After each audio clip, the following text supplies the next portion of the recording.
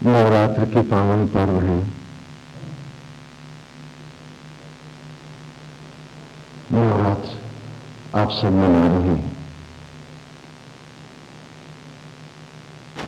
आए वेद में प्रवेश पाए।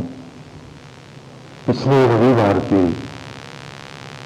हमारे विचार जिसका हमने रहस्य जाना था, सुसमुद्रो न आवह देवान अग्नि हविष्मते होता पावक यक्षिचा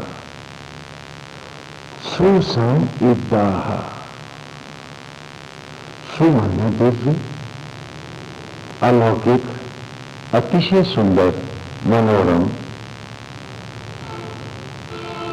जो हमारा आत्मा है, जो हमारे आराध्य है, उसी के समान सम्माने समान और सम्माने संग करके, उसके साथ जुड़ करके इद्दाह हम सब भी चमके प्रकाशित हो।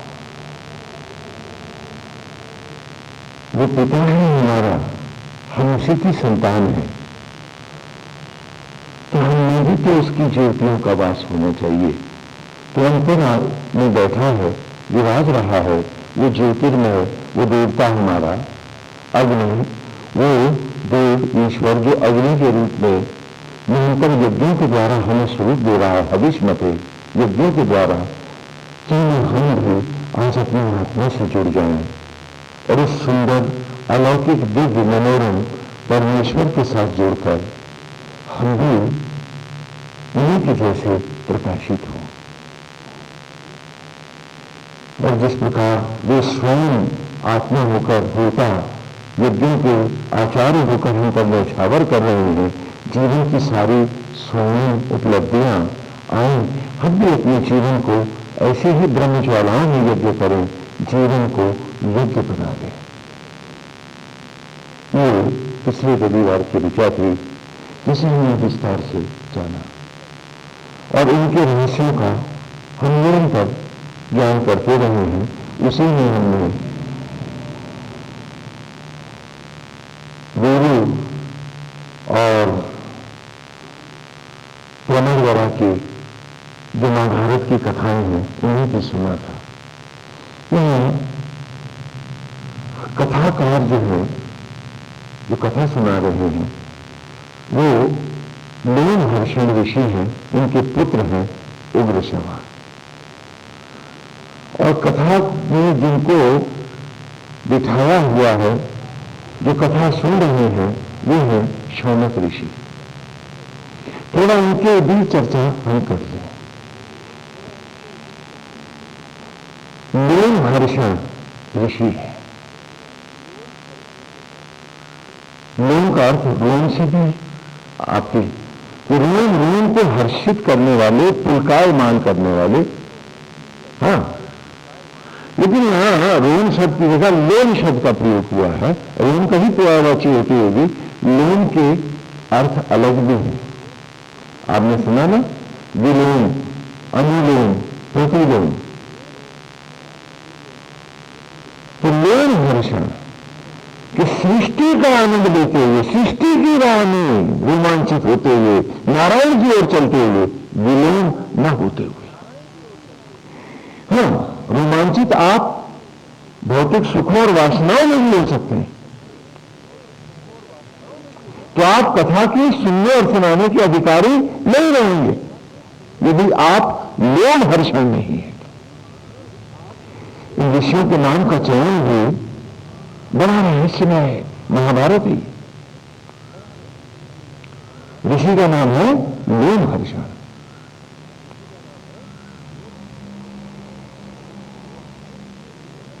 जो उसके मनोरम रूप के रोमांच में सदा बसा रहता है, विलोम हर्षण नहीं होता है। हम विषयों में तो रोमांचित हो जाते हैं, हाँ, इंद्रियों की रचनाओं में भी हम रोमांचित हो लेते हैं, लेकिन क्या हम उनके श्री विग्रह के, उनके मनोहर रूप का ध्यान करके और उसे अपनी रोम रोम में बसा करके क्या हम रोमांचित होते हैं, हो सकते हैं? तो पहली अवस्था है लोम हर्षण, और फिर उसके पुत्र हैं उग्र श्रवा, कि जो बात करे निर्धूम करे, खुल के कहे और स्पष्ट कहे, जिसके मन में संशय ना हो, जिसकी कथनी और करनी में भेद ना हो। आज आप सब प्रवचन तो सुन पा रहे हैं, लेकिन क्या आप भेदभाव से अलग हट पा रहे? और कथा के प्रसंगों में आपको कितना रोमांच होता है और विषयों में कितना? तो विलोम हर्षण हम कितने हैं और लोम हर्षण हम कितने हैं, ये भी सोचने की बात है। और जिनको सुना रहे हैं वे हैं शुनक नंदन महर्षि शौनक। थोड़ा सा शब्दों के अर्थ भी कर दें। वैसे आपके बहुतों, आजकल तो कई स्वामियों के नाम शौनक भी हैं, उन सबसे क्षमा मांगते हुए शुनक कहते हैं कुत्ते को, शुनक माने, और शुनकस्य पत्यम शौनकम माने पिल्ला। हाँ सुनो, नाम सुनो। हमने अपने नाम रखे हैं और हम गुरुकुल में बच्चों को पढ़ा रहे हैं। क्यों? क्योंकि हम आपकी तरह सीए राम में सब जगवानी नहीं पढ़ाएंगे, हम उन्हें जीव मात्र का को सम्मानित करके दिखाएंगे और उन्हें सम्मान करना सिखाएंगे।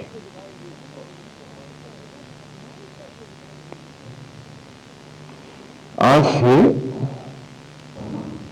कुछ दशक, कई दशक पहले की बात है, हम यहां ईंटों का फर्श बिछा रहे थे आपके रास्ते में, सभी सन्यासी लोग थे। तो तभी काफी गाड़ियों में सजे हुए एक दक्षिण भारत से बहुत दिव्य गुरुजन पधारे। तो हम ईंटा लगा रहे थे, तो उनका हमको सनातन स्वामी से मिलना। हमने कहा चलिए विराज जी आप, और हाथ पैर धो करके आके बैठ गए। बोला आज्ञा करें। बोले आप ही हैं जिनके ये ग्रंथ है? हमने कहा हमारे ये सेवक ही हैं। कहीं आप ऐसा नहीं भी कर्म कर रहे हैं? हमने कहा जिसके हम आराध्य हैं वो भी कुछ ऐसे ही कर रहा है, जीव मात्र की जूठन को रथ में बदल रहा है, हर तन का मैला धो रहा है और उस मैल को पावन वनस्पतियों में लौटा रहा है। तो जो हमें तो उसी की राह है ना, तो हम भी थोड़ा सा कर रहे हैं, प्रयास कर रहे हैं। तो तभी हाँ, तो तभी आश्रम में बहुत सारे आपने देखा है ना। हाँ, हमारे यहाँ भी शुनक शौनक बहुत है। तो आए, दौड़ते हुए आया, नहीं हमारे गोविंद बैठ गया, कहने लगे हाँ ये तो अपवित्र है, इसको हटाओ यहाँ से। हमने कहा महाराज आप तो महाभारत पढ़ते हो? कि बोले हाँ। फिर हमने आगे कुछ नहीं पूछा, पढ़ते हैं बस। कि वहां सारे पात्र, रोगी माने काला हिरण मोरा, गुरुकुल में बच्चों को पढ़ा रहा हूं और मेरा धर्म है कि मैं प्राणी मात्र में उन्हें उनकी आत्मा का दर्शन कराऊं। तो मेरी कथाओं के पात्र कौन होंगे? जो वन में चारों ओर विचरण कर रहे हैं, वे भी तो।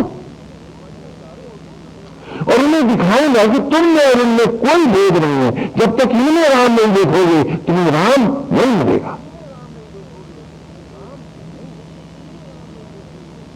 ये पात्र है, महाभारत के पात्र हैं और हमारी साधना के ज्योति स्तंभ है ये। जो इनका अनादर करता है वो कभी ईश्वर नहीं पाता है।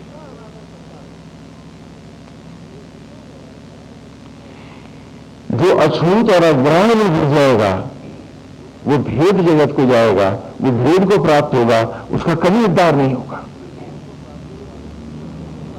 इसीलिए महाभारत के पात्र जो हैं यथा है कि शुनक नंदन शौनक सुनेंगे और लोम हर्षण के पुत्र उग्र श्रवा महाभारत की कथा सुनाते हैं। और इन्हीं कथाओं के द्वारा ही हम वेद की ऋचाएं भी पढ़ाते हैं।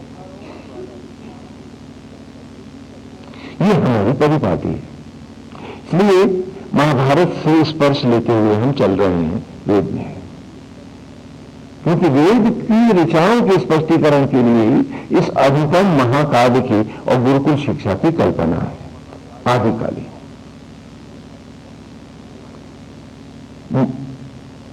इसमें एक हमारे सामने स्वरूप और आते हैं, और वे हैं ब्रह्मा जी के मानस पुत्र दक्ष प्रजापति, क्योंकि उनकी चर्चा बराबर महाभारत में, रामायण में, हाँ शिव पुराण में सभी स्थानों पर आई है कि ब्रह्मा जी के मानस पुत्रों में दक्ष प्रजापति है,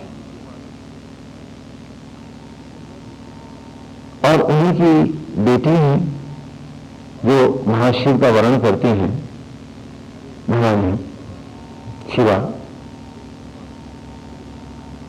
उमा, और उनकी बहुत सारी पुत्रियां हैं। 27 बेटियां उनकी चंद्रमा के साथ उनका विवाह होता है। अन्यत्र भी हैं 2 बेटियां और भी महाभारत में आई हैं। एक का नाम है कद्रु, एक का नाम है कद्रु, और दूसरी का नाम है विनीता। क्या नाम है? विनीता, विनीता, विनीता। 2 बहनें हैं। तो जब तक हम पहले प्रजापति को नहीं जानेंगे, दक्ष को नहीं जानेंगे, उनका आगे का परिवार हमें स्पष्ट नहीं होगा। और ये हमारी कथाओं का एक महानायक भी है कि दक्ष प्रजापति है, उनकी बेटी उमा है। थोड़ी सी पहले रामायण से इस कथा को लेने, फिर महाभारत में आते हैं कि दक्ष प्रजापति महाशिव से प्रसन्न नहीं है, उनसे विरोध करके ही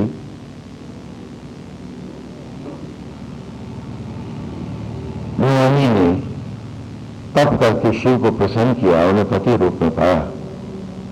और एक बार एक यज्ञ में जब दक्ष प्रजापति पधारे तो इस समय महाशिव वहां अधिष्ठाता के रूप में बैठे हुए थे, और यज्ञ की मर्यादा है कि अधिष्ठाता उठता नहीं है। तो महाशिव उस मर्यादा के अनुरूप उठे नहीं, और जब दक्ष प्रजापति आए तो उनको लगा कि उनका अपमान हो गया। बंधी व्यक्ति हर जगह अपमानित अपने को मानता है, हर जगह उसका दंभ आहत रहता है, और ऐसे ही दक्ष के साथ हुए तो वे कुपित हो गए और उन्होंने शिव का महा अनादर किया अपने जामाता का। भोले भंडारी ने उन्हें कुछ भी प्रत्युत्तर में नहीं कहा, वे केवल मुस्कुराते रहे। भगवान को, उमा को पता भी चला तो वे दुखी हुए, लेकिन शिव ने उन्हें भी सांत्वना दी कि उन्होंने इसके कोई कारण रहे होंगे, समय के साथ सब ठीक हो जाएगा। और शिव अपनी तपस्या में लीन हो गए। इसी बीच दक्ष प्रजापति ने अपने यहां एक महायज्ञ किया। दक्ष प्रजापति ने अपने यहां एक महायज्ञ किया, और उस यज्ञ में उसने सभी देवताओं का स्थान रखा। महाशिव को न तो आमंत्रित किया और न ही उनका कोई स्थान रखा। जब सभी मरुदगण आदि सब देवता, यक्ष और किन्नर उस यज्ञ में जा रहे थे, उन्होंने देखा तो उसकी भी उस यज्ञ में जाने की इच्छा हुई, और महाशिव के मना करने पर भी उमा लोभ का संवरण न कर सकी और दक्ष प्रजापति के यहां अपने पिता के यहां पहुंची। और वहां उसने जब पति का अनादर देखा तो असह्य पीड़ा को प्राप्त हुई, और उसने यज्ञ की ज्वालाओं में अपने तन को भस्म कर दिया, आत्मदाह कर दिया। शिव गणों ने उस यज्ञ का विध्वंस कर डाला और दक्ष प्रजापति का भी सर काट दिया। ये कथा आपने विस्तार से सुनी है, इसलिए इसमें संक्षेप में रहेंगे, है ना। और वैसे भी हम वेद के गूढ़ार्थों में हैं, हाँ, केवल कथाओं में। नारायण हरि। फिर जब प्रजापति की पत्नी उमा की मां ने और सभी देवताओं ने शिव से अनुनय विनय की तो शिव महाशिव पधारे और उन्होंने दक्ष प्रजापति के सर पर बकरे का सर लगा दिया, क्योंकि वो सर तो कुंड में जल गया था, जो दक्ष का सर था। तो कौन सा सर लगाया? आज मैंने बकरे का सर लगा दिया। और इस प्रकार दक्ष प्रजापति पुनर्जीवित हुए। जब दक्ष माने होता है चतुर। दक्ष माने आप इस कार्य में दक्ष हैं, आपकी क्या दक्षता है इस कार्य में, वगैरह वगैरह, इन शब्दों से तो आप परिचित हैं ना। दक्ष माने चतुर सियाना, और प्रजापति कहते हैं मन को। तो हमारा मन क्या है? दक्ष प्रजापति है। जब ये शिव द्रोही हो जाता है तो ये अपने मूल स्वरूप को खो बैठता है, और तब शिव इसके ऊपर कौन सा सर लगाते हैं? बकरे की तरह। हाँ, बस चराई करता है और नहीं आया करता है, मैं गाता, मैं ये करता, मैं वो करता, मैंने ये किया, मेरे से ये हुआ, हाँ मैं ना होता तो ये ना होता। बोलो बोलो बोलो तुम बोलो, समझ में आ रही कथा नहीं? बच्चों को पढ़ाते थे भाई बोलो, समझ में आती है कि जिसने शिव का द्रोह न किया वो मैं कैसे करेगा? वो मिल जाएगा कैसे? अरे मैं ना होती तो ये ना होता, मैंने ये किया, मैंने वो किया। सुबह से शाम तक अगर तुम्हारे सर में बकरे का सर नहीं है तो ये मैं कैसे हो रही है? यदि विवेक होता, यदि सत्य होता, तो हर कार्य में तुम्हें रोमांच नारायण का होता कि नारायण आपकी कृपा से गई। बोलो बोलो बोलो। लेकिन तुम्हें लोग हर्षण नहीं, गुलाम हर्षण होता है। मैंने किया। हाँ, समझ में आ रही कथा? तो शिव की कथा में मैं आपको किसकी कथा सुना रहा हूं? सबकी, आप सबकी कहानी है। और इस दक्ष प्रजापति की बेटी जो उमा है, तो चतुर मन की बेटी चतुराई ही तो होगी, दक्षता ही तो होगी। तो यहां मेरी कथा का तात्पर्य है कि ये जीव ही तो इस दक्ष प्रजापति की बेटी है।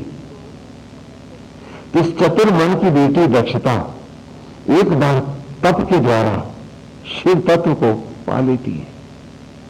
आज इस शरीर में हम सबका जीव रूप, हम सब शिवा है और आत्मा शिव है और उसका वर्ण है, तभी तो ये देह है। बोलो बोलो।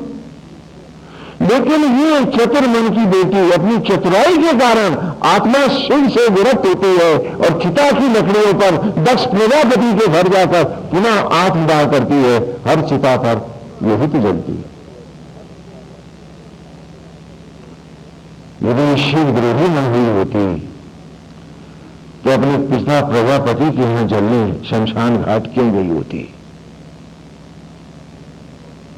हाँ, कथा समझ में आती है। हम केवल संक्षेप तत्वों में रहेंगे, हाँ, क्योंकि हमें वेद में विस्तार से रहना। हाँ, समझ में आई? मानस में तुमने कहानी पढ़ी, लेकिन रहस्य नहीं जाना कि ये मैं मेरी ही तो मुझे ले गई है चिता की लकड़ियों पर, और फिर पिता के घर जली, तभी तो वहां से फिर आने बनी और फिर उत्पन्न हुई। बोलो बोलो बोलो। अगला जन्म भी तो वही होना था। तो यहां कथा का सार यह है कि दक्ष प्रजापति अर्थात चतुर सियाने मन की बेटी शिव की भक्ति करके आत्मा का साथ पा तो लेती है, सुंदर मानव रूप पाती है, लेकिन अपनी चतुराई चपलता के कारण आत्मा से ही विद्रोह करती है और फिर दक्ष प्रजापति के यहां जाकर आत्मदाह करती है। क्योंकि शिव मना कर रहे थे कि न जाओ, और उसने सियानापन क्या किया? चतुराई है ना। तो भगवान राम को देखा जब राम जानकी को खोजते हुए, तो कहने लगे आप इन्हीं शिव का ध्यान करते हैं। शिव से कहा आप इन्हीं भगवान श्री राम का ध्यान करते हैं? अरे वो तो पत्नी के वियोग में मारा मारा फिर रहा, उसे ये भी मालूम कि शो वाइट कर बैठी है। हाँ, और वो नारायण मैं उनकी परीक्षा लेना चाहती हूँ। उन्हें महाशिव से कहा, भोले भंडारी ने कहा क्या गलत करने जा रहे हो, नहीं मानी चल गई और जंगल में जानकी के रूप धारण करके भगवान राम के सामने से गुजरने लगी।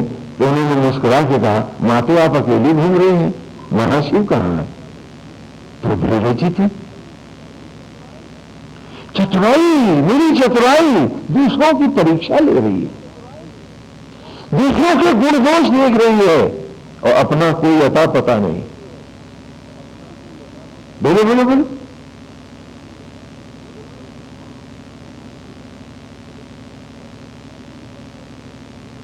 केवल दूसरों के ही गुण दोष में है।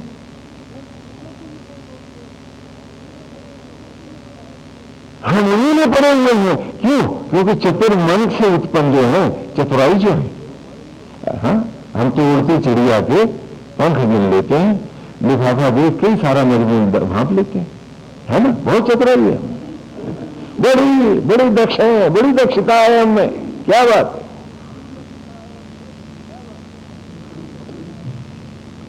और इन्हीं कथाओं के द्वारा हम आपके पूर्वजों के बाल्यकाल को अमृत में बनाते थे। आज दुर्भाग्य से ये शिक्षा का ये रूप नहीं है। अच्छी नौकरी, बढ़िया तनख्वाह और मोटी, कितना बड़ा रावण बने, कितनी बड़ी लंका बनाए तो मैं कहूं बेटा सफल है। क्या बात है, कहां से चले थे, कहां आ गए हम। और फिर भी लगता नहीं है कि हम गलत हैं। अगर मानते हम गलत हैं तो अरे राह में बदलते, दिशा भी बदलने को राजी नहीं।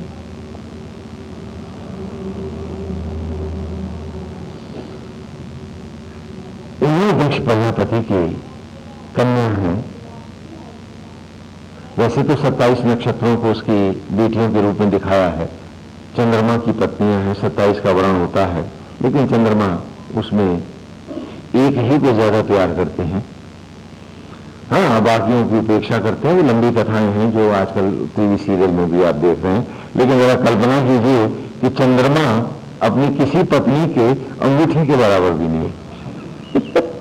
नक्षत्र चंद्रमा से कई करोड़ गुने बड़े और मंडल है, एक कोई है नहीं। तो समूह के हिसाब से देखें तो चंद्रमा उसमें इनफाइनाइट है, बिल्कुल बिंदु है। तो जरा उस पतिदेव की कल्पना कीजिए जिसकी 27 इतनी बड़ी पत्नियां हो। हाँ, तो क्या है कि कथाओं के माध्यम से मैं बच्चों को वहां नक्षत्र पढ़ा रहा हूं और यहां जीव मात्र के साथ कैसे जुड़ के जीना है वो सिखा रहा हूं। तो कद्रू और विनीता, अभी मन की बेटियां मनोवृत्तियां ही तो होंगी ना। बोलो बोलो बोलो बोलो, कैसे समझने को कष्ट है आपको? जब मन दक्ष प्रजापति है तो मनोवृत्तियां ही तो कद्रू और विनीता है। कद्रू कहते हैं जो सदा गंदे हठ में रहे, कदाचार में रहे। कदाचार शब्द सुने ना, है ना? कदाचार माने गंदा आचार, कदाचरण, मिथ्याचरण, तो कद्रू है। एक मनोवृत्ति मेरे मन की, मेरे नहीं, हम सब में रहती है, जिसका नाम कद्रू है, जो विषैली है, जो हर बात में विष खोजती है, जो हर बात में जलन, ईर्ष्या और द्वेष रखती है। ये मेरी ही तो मनोवृत्ति है।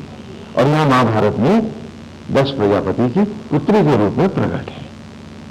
बोलो, कथा समझ में आ रही? और दूसरी विनीता है, मेरा विनीत विनय भाव है। दोनों मनोवृत्तियां हम सब में रहती हैं। कभी कोई प्रबल होती है तो कभी कोई प्रबल होती है। इन दोनों बेटियों को का विवाह दक्ष प्रजापति ने एक ऋषि के साथ किया है। दोनों बेटियों का विवाह, उनका नाम है महर्षि कश्यप। महर्षि कश्यप के साथ कद्रू और विनीता का विवाह है। देखा ना, फिर कछुए मिलवाए ना आपको। कश्यप माने कछुआ। क्यों? जंगल में जलाशय में क्या दिखेगा बच्चों को? कछुआ। देख रहे हो सारे पात्र मेरे कहां से आ रहे हैं महाभारत के, है? समझ में आ रहे हैं क्या? हाँ, सारे पात्र हैं इसमें, क्योंकि निजी बालकों को उनका उस बाल्यावस्था में उनमें अमृत भाव भरने हैं, खाली गाने वाले ढकोर शंख नहीं बनाने हैं, बल्कि जीने वाले बनाने हैं। श्री राम में सब जग जाने। आज आपको हर व्यक्ति से घृणा है, भेदभाव है, बाकी जीवों की, बेचारों की मैं क्या बात करूं। और आप सोचते हो कि आपकी माला फेरने से भगवान प्रसन्न हो जाएंगे। और ये भी सर्टिफिकेट आपको किसने दे रखा है? सियार गुरु जी ने जो कहानी सुनाई थी, हाँ, चटनी का कागज था, कहना ब्रह्मा जी का सर्टिफिकेट। किताबें पढ़ ली आपने। प्रकृति से हट के कोई धर्म ग्रंथ नहीं, और जो सचराचर में एक प्रभु का दर्शन करके जीता नहीं, वो भक्त नहीं है। उसने भक्ति का रस पहचाना नहीं है, वो लोम हर्षण कदापि नहीं हो सकता है। तो उग्र सभा कैसे होगा? और जिसमें स्वामी की स्वामी भक्ति नहीं, समर्पण नहीं, जो एक मालिक का नहीं, वो मेरी कथा सुनेगा क्या? वो शौनक कैसे हो सकता? बड़ी विचित्र बात है। हाँ, आप तो घर में नहीं घुसने देते हो, और यहां कथा के होने के हित में सुनाई जाए कि जिसने श्रद्धा, आस्था, समर्पण से इन कथाओं को अपने जीवन में नहीं उतारा, जो जिया नहीं, उसने कथा सुनी कहां? तो ये शुनक निंदन शौनक है। वैसे शुनक माने कुत्ता, शौनक माने कुत्ते से जो उत्पन्न है पिल्ला, शुनैनी माने भी कुत्ता है, और शुनैनी में जब बड़ी लग जाती है शुनैनी तो हो जाती है कुतिया, और शुनैनी के बाद अगर रा लग जाए तो हो जाता है कुत्तों और कुतियों का समूह, झुंड। हाँ, ये नहीं पूरा शब्दकोश है, डिक्शनरी उठाइएगा मिल जाएगा आपको।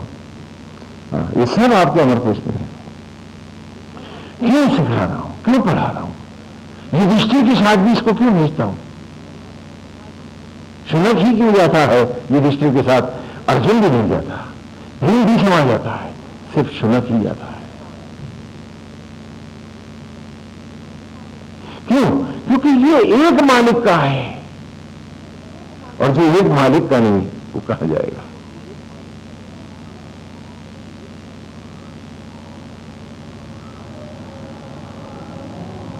और दूसरी बात, सोते में भी सावधान है। जरा सी आहट पर मालिक पेट में भौंकने लगता है, जिसे असावधानी में भी कोई विषय न पकड़ सके, न भटका सके, वही तो जाएगा युधिष्ठिर के साथ। तो यही तो जाएगा, शुनक ही तो जाएगा। हाँ, तो ये मेरी यहां कथाओं के पात्र है महाभारत में, क्योंकि बच्चों को उसी एनवायरमेंट के साथ पढ़ा रहा हूं, तो वहीं से सारे कथाओं के नायक भी ला रहा हूं। हाँ, अजीब लग रहा है क्या? लेकिन ऐसा है। कश्यप के साथ कद्रू और विनिता का, दोनों मनोवृत्तियों का विवाह है। कश्यप कौन है? कश्यप माने, हाँ, इसी का अपभ्रंश कच्छप है। हाँ, कश्यप माने कछुआ। तो यह कछुए को मैंने कद्रू और विनीता के पति के रूप में क्यों चाहा? जरा सोचो, विचार करो। कछुए में विशेषता क्या है कि जब भी कोई कछुए पे आक्रमण होता है तो कछुआ क्या करता है? अपने अंग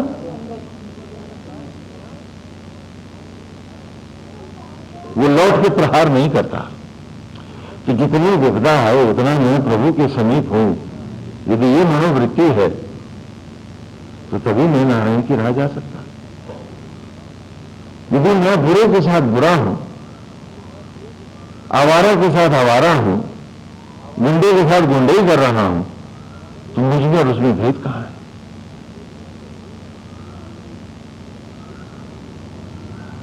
इसलिए मेरा यहां ऋषि जो है उसने अपना नाम क्या रखा है? हाँ, कि जो सुख में, दुख में, यश में, अपयश में, भय में, आतंक में सदा अपने अंग भीतर को समेटता है। अपने आत्मा के सत्य से और कस के जुड़ जाता है। जो कैसा सुंदर पात्र है ऋषि कश्यप। बच्चों ने पढ़ लिया था, आशा करता हूं आप लोग भी पढ़ जाएंगे। हाँ, कश्यप ऋषि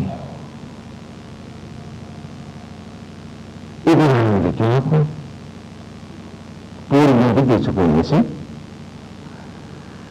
तो एक बहुत अद्भुत संत हैं जो मथुरा में रहते हैं, मस्त हैं, नारायण का भाव है, अपने में मस्त रहते हैं, भजन करते हैं और सब में वो श्री हरि का भाव रखते हैं। अभी दृष्टि है उनकी, सुदर्शन है दृष्टि उनकी।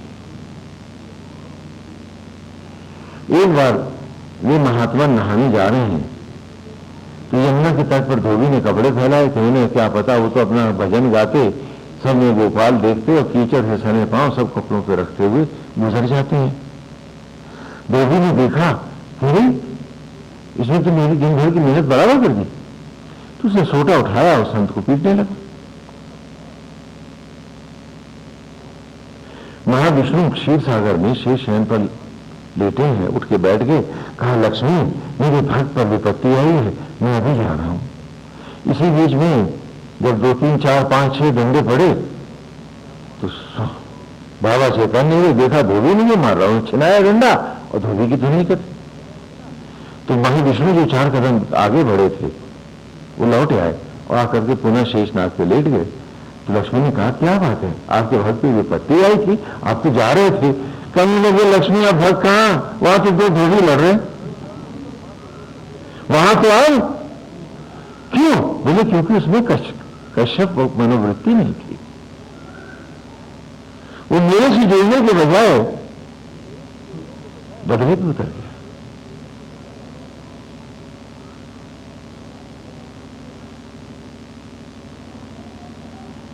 तो युद्ध जीते जा सकते हैं, दंभ जिए जा सकते हैं, सत्य कोई नहीं पा सकता बिना कश्यप बने।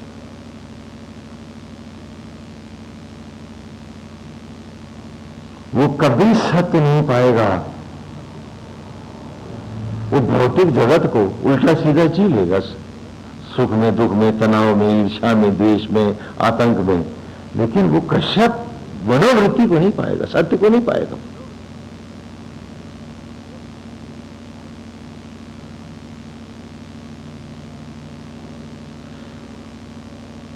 जितना आक्रमण हुआ उतना ही कछुए ने अंग समेटे। नारायण आपकी यही इच्छा है, प्रभु ने आप ही के पास हो, आप चलो। उसने अपनी वृत्तियों को कद्रू और विंता में ढलने नहीं दिया, अपने नहीं रहा। इसलिए महामुनि कश्यप हैं और उनकी पत्नियां हैं कौन कौन सी? हाँ, कद्रू और विनीता। और आपको एक बात और बताऊं कि सारे ऋषियों के पीछे ये भाव है। मैंने कहा था ना, जो वेद हम पढ़ा रहे हैं ये ऋषि कौन है? मेधातिथि। इनके माता पिता का नाम क्या है? कर्दम और देवहूति। कर्दम कहते हैं कीचड़ को। हाँ, अगर कोई आपके पिता को ऐसा कहे तो आप लड़ने चाहोगे। हाँ, और ये ऋषि कर्दम और देवहूति केवल एक ऋषि के पिता ऐसा नहीं, लक्ष्मी जी के भी पिता है।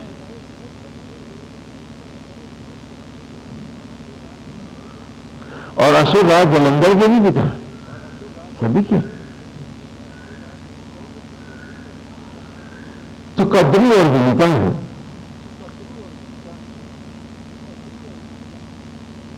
एक विनय से युक्त है, लेकिन है दक्ष प्रजापति की बेटी, चपलता इसमें भी है, इस मनोवृत्ति में भी विनीत भाव है, लेकिन चपल भाव यथावत। और दूसरी कद्रू है जो हर बात में बदला लेना चाहती है, हर तरह के कपट कुसंग करना चाहती है और अपने सती साध्वी होने का अभिनय भी यथावत रखना चाहती है, वो कद्रू है। इन दोनों ने मुनि कश्यप से प्रार्थना करी, तो एक ने तो कहा कि मेरी तो 1000 बेटी है, दूसरे ने कहा मेरे 2 ही पुत्र हों लेकिन इसके 1000 बेटों से अधिक बलशाली। दोनों को तथास्तु कहकर ऋषि कश्यप तप को चले गए। तो समय के अंतरालों में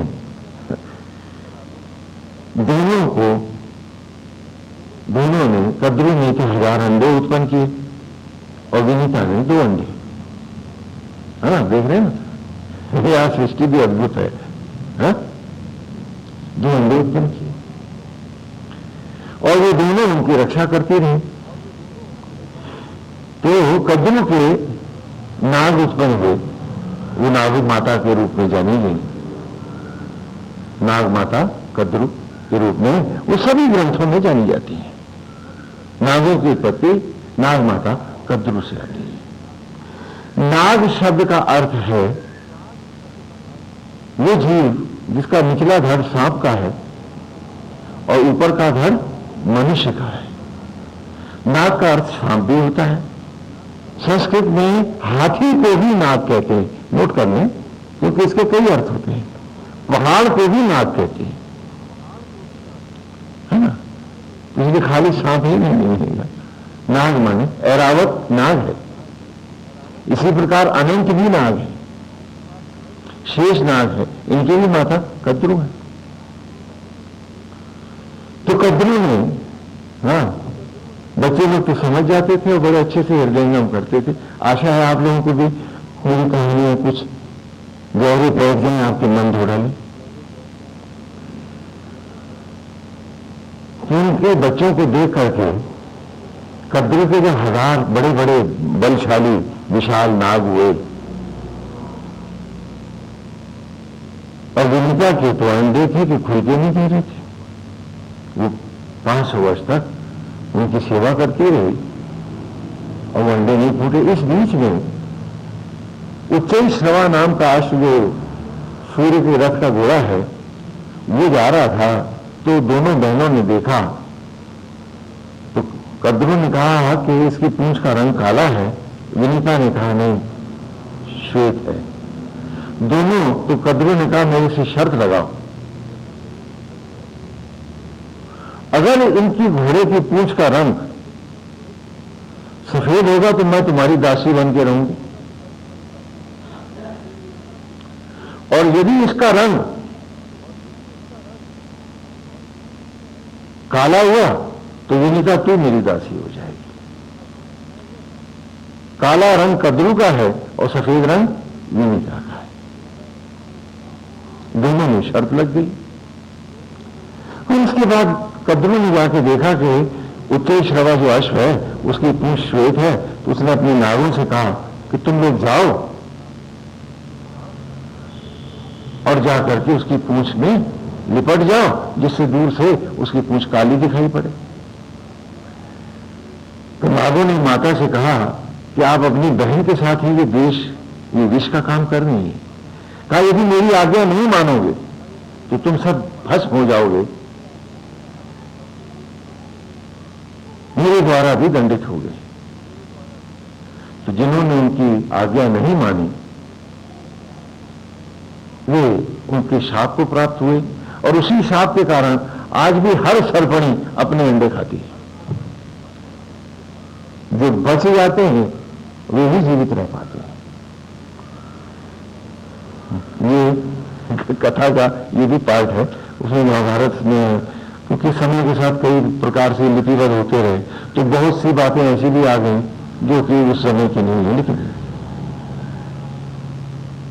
और बाकी नाग जो थे जाकर के उच्चैश्रवा अश्व की पूंछ के साथ लिपट गए। और कद्रू ने कहा कि देखो विनीता, अश्व की पूंछ काली है, आज से तुम मेरी दासी हो, और वो उसकी दासी हो गई। विनीता के साथ कद्रू नाना प्रकार के षड्यंत्र रचती है, उसे सताती है, दासी तो है ही उसकी। इस बीच में कद्रू ने चाहा कि किसी तरह मेरा भी दोनों अंडे ही फूट के नहीं दे रहे, पता नहीं क्या हो गया इनको। तो उसने चुपके से एक अंडे को स्वयं फोड़ डाला तो उसमें से बड़ा ज्योतिर्मय एक पक्षी प्रकट हुआ, जिसका ऊपर के अंग तो बने थे, नीचे के अंग नहीं बने थे। उसने कहा, माता तूने ये क्या अनर्थ कर डाला, अब दूसरी गलती न करना और इंतजार करना कि वो अंडा अपने आप फूटे। और वो अरुण जो था वो उड़ करके सूर्य के रथ पर जा बैठा, और वो सारथी है आज भी सूर्य के रथ का। हाँ, ये कहानी है ना।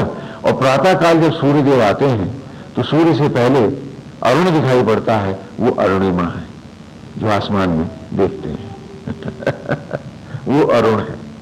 हाँ, ये कथाएं हैं भाई। हाँ, कथाओं को यथावत ले लो।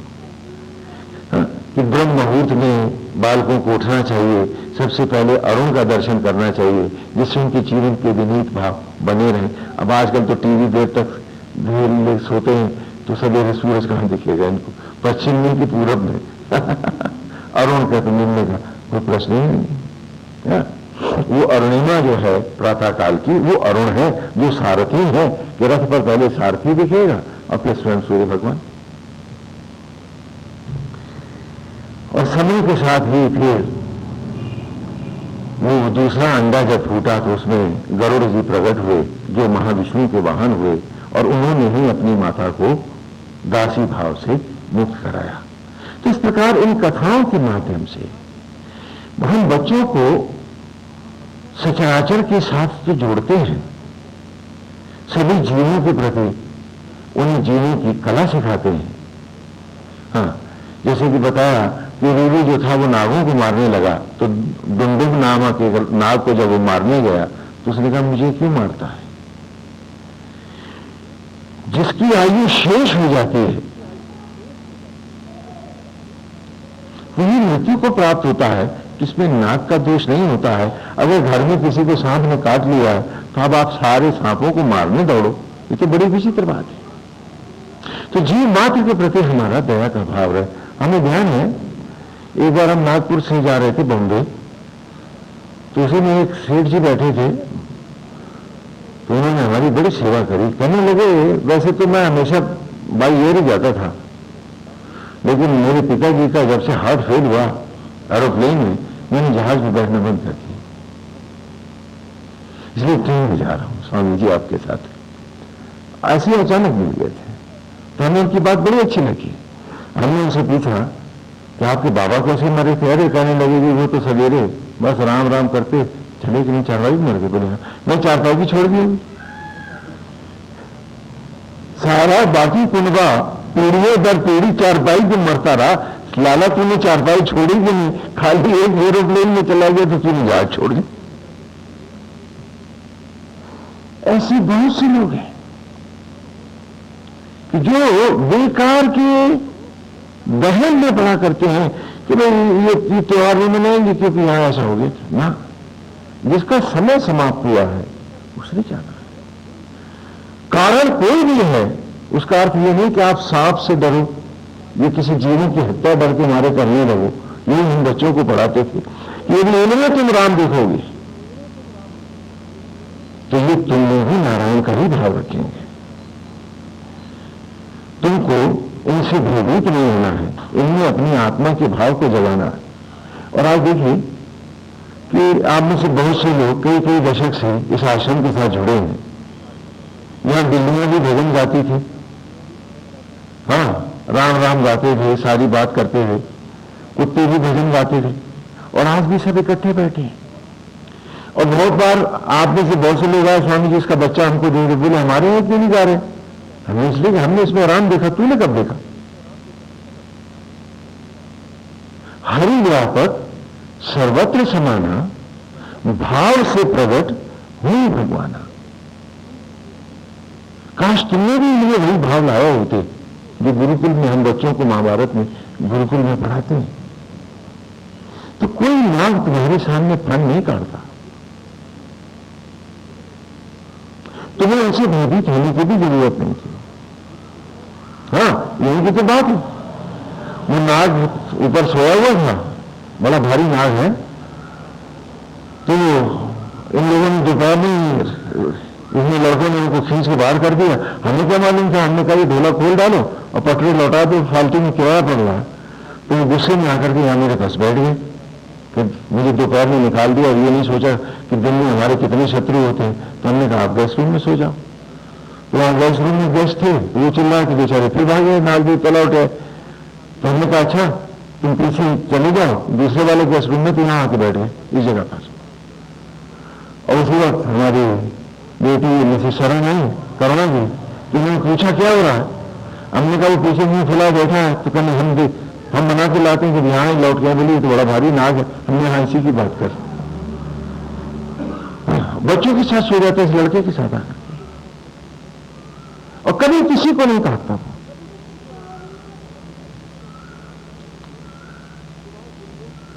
तो वहां दिन से रूलू को और रूलू के माध्यम से बच्चों को हम पढ़ा रहे हैं। यदि कोई दुर्घटना हो गई है इसका अर्थ यह नहीं कि अब वो जीव, वो उसकी पूरी बिरादरी त्याज हो गई है। मुझे सांपों ने नहीं काटा,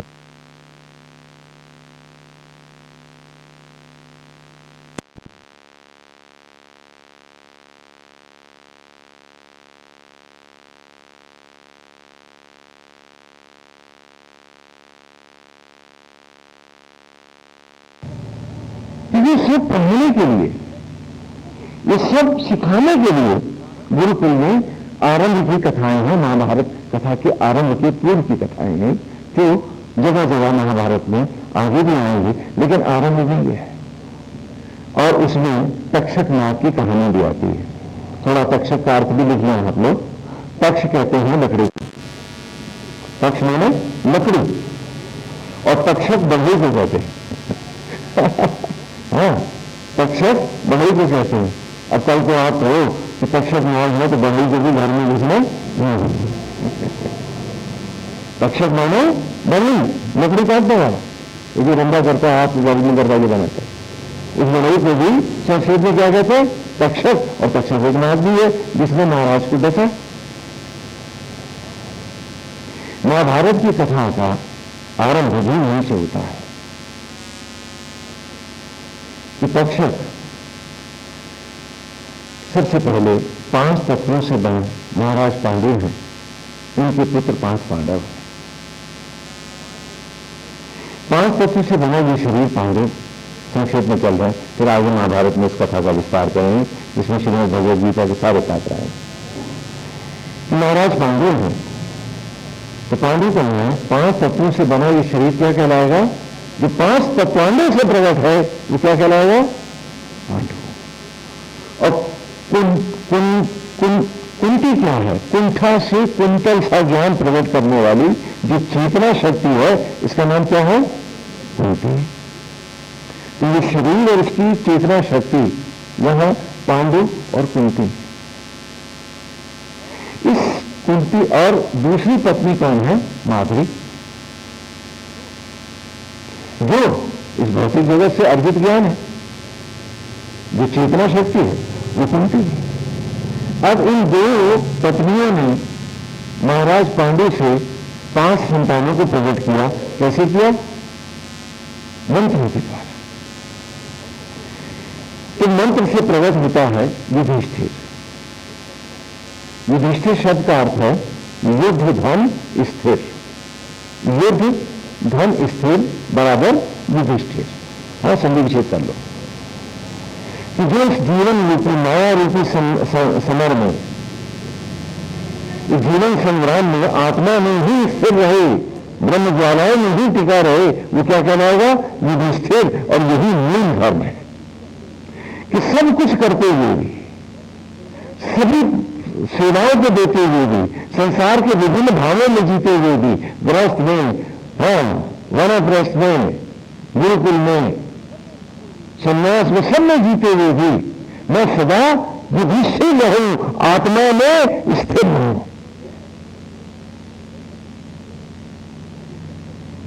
तो इसके लिए कश्यप होना मेरे बहुत जरूरी है। अपनी हर इच्छा वृत्ति को आत्मा में रखूं। आज दुर्भाग्य है कि ये मनोवृत्ति आज हमारे धर्म में भी नहीं है। हम बाहर चंदे मांग रहे हैं, जबकि हमारे लिए नारायण से हट के इच्छा करना अपने वस्त्र को लज्जित करना है। कि जही विधि राखी राम तही विधि रहिए, राम में रहिए, मस्त रहिए। हाँ, पहले तो कोई दशक के हम लोगों को समझ ही नहीं है, कि मांगता भी नहीं है, इच्छा भी नहीं करता है। हाँ, किसके पास पैसा कहां से आता है, मैंने क्या क्या नाटक देखने को मिले मुझे यहां पर नहीं। और वही भूल गया कि मेरा वस्त है कि मैं प्रभु से हट के कहीं इच्छा न करूं। कारण कि ईश्वर से हट के यदि इच्छा हम करते हैं तो हम ये साबित करते हैं ना कि नारायण हम आपसे अतृप्त हैं, इसीलिए उनसे इच्छा करते हैं। तो इन वस्त्रों में क्या इसका अपमान कर दें कि कहीं कितनी सर्वस्व हमारा है और फिर हमारी इच्छाएं जगह जगह मांगती फिर।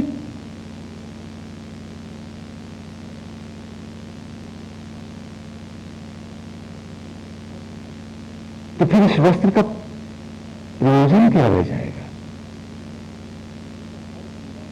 मुझे तो हर पीड़ा में कछुए की तरह सिमट के अपनी आत्मा के पास जाना है कि गोविंद आप जानो, मुझके बदले में बाहर भागना। लेकिन आज संप्रदायों के बाहुल्य में वस्त्र की मर्यादाएं भी खो गई हैं। जो निर्णय करे, जो भक्त अपनी प्रेरणा से करे, वो सर्वथा उचित है। नारायण का भाव है प्रभु को दे रहा, प्रभु ले रहा, प्रभु जाने, हम मांगने जाए, हम तो उसके नाम की सेवा देने आए, लेने नहीं आए। ये भाव है इस वस्त्र का। अन्यथा इस वस्त्र की मर्यादा है, तार तार हो जाएंगी, छितरा जाएंगी, ये चीथड़े हो जाएगा।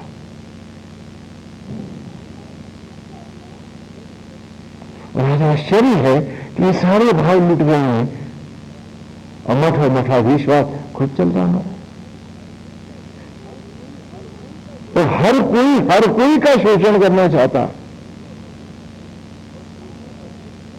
और शोषण करने की मनोवृत्ति पिशाच है, प्रेत है, मनुष्य नहीं है, मानव नहीं है।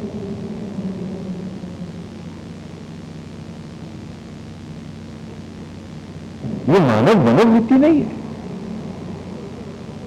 ये प्रभु जैसे रखोगे रहेंगे, आपके नाम की सेवा करेंगे, आपके निमित्त बनेंगे।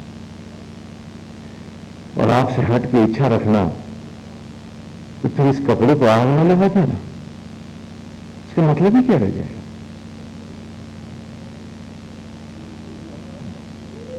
ये तन आपका, इसकी भूख आपकी, आप जानो। हमारी सेवा और कर्तव्य में खोट ना हो, हमारी शरणागति भक्ति यथावत रहे, और हर कछुए की तरह जब जब आहत होंगे आप ही के चरणों में बैठेंगे, बदला लेने नहीं जाएंगे। यदि ये भाव नहीं तो ये वस्त्र का मतलब क्या है?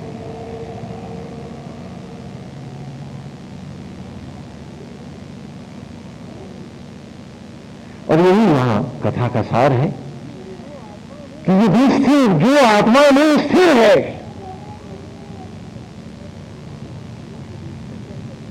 यदि ये स्थिर बनकर के भी हम जुए में फंसेंगे तो विनाश तो हो गई।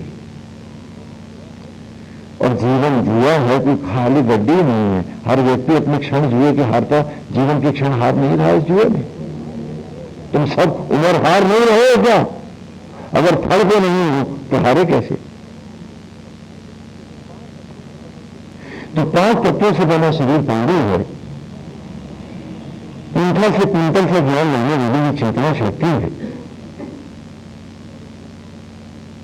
और उसका बेटा है युधिष्ठिर, युद्धधन स्थिर युधिष्ठिर। और महाभारत में ये अनंत विजय शंख बजाता है। क्यों? क्योंकि ये धर्म है, और धर्म की ही अनंत विजय होती है। बाकी बड़े बड़े मुसोलिनी, डिक्टेटर, रूलर सब आए, ये धरती हमारी वक्त में अंधे काल धृतराष्ट्र ने उन्हें मट्टी कर दिया, धरती फिर वहां की वहां रही। जो काल हुआ उसी की तो अनंत विजय हुई। और स्वर्गारोहण अकेला युधिष्ठिर करेगा, बाकी कोई नहीं। दूसरा जो भाई है, और क्योंकि धार्मिक से प्रकट हुआ है और 5 तत्व से बने शरीर में है, तो धर्म बुद्धि को ही माने युधिष्ठिर कहा है। संकल्प भिन्न है। संकल्प परिस्थितियों से, वातावरण से, जैसे परिस्थितियों में, जैसे वातावरण में बालक उत्पन्न होता है उसकी यथा संकल्प होती है, ये हम सब जानते हैं। इसलिए ये वायु का अर्थात वातावरण का पुत्र है, ये भिन्न है। और भिन्न का अर्थ होता है भयानक, अनंत। और इसका शंख पौंड है, पौंड मैंने जो अनंत काल तक बचता रहे, बंद ही ना हो। और संकल्प यदि अखंड नहीं, अनंत नहीं, बीच में खंडित हो गया तो तुम्हारी तब साधना का क्या होगा? लक्ष्मणाक बुद्धि यहां अर्जुन है। 10 इंद्रियों के अर्जन से अर्जित ज्ञान को ही मैंने अर्जुन कहा है, जो पिछले जन्म का नहीं, इसी जन्म का अर्जित है, इंद्रियोचित है, ये अर्जुन है। ज्ञान नकुल है और भक्ति सहदेव है, ये माधुरी नंदन है, इनके यथा नाम है। अन्यथा नकुल का नाम भी होता है जिसका कोई कुल ना हो। यदि आप अर्थ जाने तो अपने बेटे का नाम नकुल रखेंगे, हाँ, फिर मोहल्ले वाले मुस्कुराएंगे नहीं आप पर, क्योंकि ज्ञान का कोई कुल नहीं होता। तो ज्ञान नकुल है और भक्ति सहदेव है। ये भयंकर युद्ध आ रहे हैं कौरवों से, और उस युद्ध में कौरव परास्त होते हैं। हाँ, थोड़ा सा परीक्षित तक आना चाहते हैं जिससे कि महाभारत को खोल सकें। कौरव परास्त होते हैं, न हो जाते हैं। पांडवों के द्रौपदी के जो 5 बेटे हैं, द्रौपदी कौन है? ये संज्ञा है। संज्ञा शक्ति का नाम, शरीर में क्या है? द्रौपदी। 5 ज्ञान की बुद्धियां संज्ञा शून्य होकर नहीं चलती हैं, संज्ञा के साथ ही चलते हैं। तो संज्ञा द्रौपदी है। द्रौपदी का अर्थ है जो तीव्रता से चले, और ये द्रुपद की बेटी है।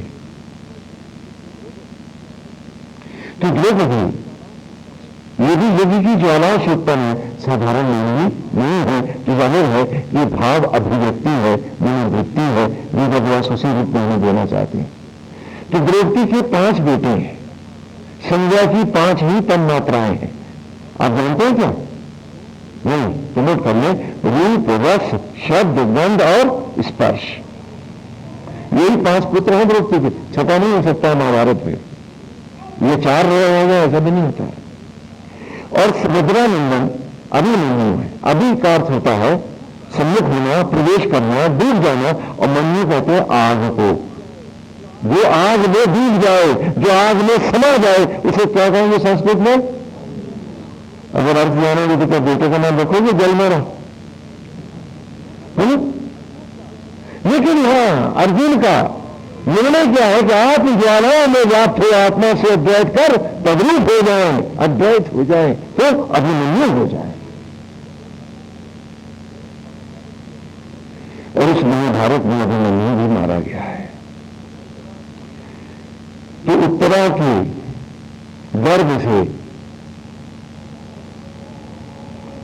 हाँ, उत्तरा है ना अभिमन्यु की पत्नी है, हाँ, राजकुमार उत्तर की बहन है। तो उत्तरा के गर्भ से महाराज परीक्षित प्रकट होते हैं। देखो कहानी किसकी है? तुम्हारी है। खाली थोड़ा सा पूर्व पीछे का आभास दे रहा हूं जिससे कि आप तत्व से इसको समझ सके। फिर निरंतर प्रवचनों में एक तत्व का विस्तार करते चलेंगे कथाओं के साथ। हाँ, यहां क्या है कि 5 तत्वों से बना ये शरीर पांडव, जिसकी 5 बुद्धियां, 5 पांडव। हाँ, छठा तो भूल गए, जो पैदा वाला है, जो इस शरीर से कुंती का जो कुंवारा पुत्र है, उसका नाम क्या है? कर्ण है। ये किसका बेटा है? सूर्य का। सूर्य माने आत्मा। तो आत्मा के द्वारा लाया गया पिछले जन्म का ज्ञान इस शरीर में क्या है? कुंवारा कर्ण है। और कर्ण ने कुंती से कहा है कि कुंती तेरे 5 ही बेटे रहेंगे, या अर्जुन रहेगा या मैं रहूंगा, बाकी 4 के लिए तू भय मत कर। या तो भौतिक जगत से कोई तुम आदर्श मानकर जी सकते हो, या जन्म जन्म के सत्य को, ज्ञान को पाकर तुम जीवन को धन्य कर सकती हो।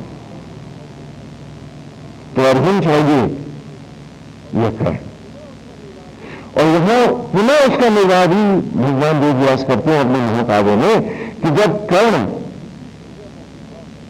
मृत्यु शैया पर पड़ा है बीच संलग्न में, तो श्री कृष्ण से कहते हैं कि कर्ण तुम कुछ मांगो मुझसे। तो कहा नारायण मेरी चिता वहां जलाओ जहां कभी किसी की चिता जली ही न हो। तो भगवान के स्वयं नारायण के हाथों में कर्ण की क्या कि कर्ण तो कृष्ण का पुत्र है, आत्मा के द्वारा लाया हुआ पिछले जन्म का ज्ञान है, तो आत्मा ही तो उसे अगले जन्म दे जाएगा। तो कर्ण की चिता कहां जलनी चाहिए बोलो? भगवान के हाथों में लेते हो, क्योंकि आत्मा ही तो लेके जाएगा इसको आगे, तभी तो ये फिर कर्ण बनेगा। तो हम हमारे जीवन के ये सारे पात्र हैं, हम सबके साथ हैं, हम ही उनमें जीते हैं। ये नहीं कि महाभारत युद्ध हुआ था न, आज भी है। तो जब ये 5 तत्वों से बना ये शरीर पांडु जीवन के इस महासमर में, इस जीवन के समर में, इस इम्तिहान में पास होता है तो परीक्षित होता है। और इस प्रकार उत्तरा के गर्भ से महाराज परीक्षित प्रकट होते हैं। और इन परीक्षित को सांप डस लेगा, क्योंकि उन्होंने ऋषि के गले में मरा हुआ सांप डाला। जब बेटे ने देखा तो उन्होंने कहा कि 7 दिन के भीतर तक्षक नाग उसे डस जाएगा। और सच पूछिए तो हमने अभी तो उसी ऋषि के गले में मरा हुआ सांप डाला है सबने, तो हम कैसे बचेंगे? क्योंकि नाग का दूसरा अर्थ काल और समय भी है, वो भी नोट कर लो।